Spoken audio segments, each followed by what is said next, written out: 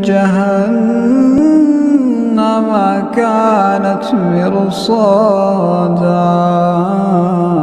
للطاغين مآبا لابثين فيها أحقابا لا يذوقون فيها بردا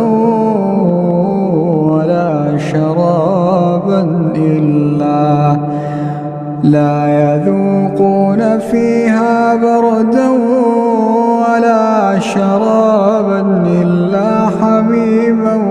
وغساقا جزاء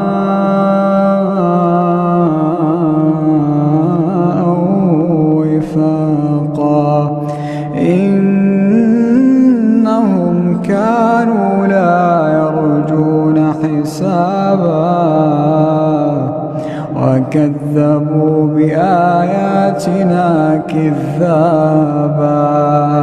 وكل شيء أحصيناه كتابا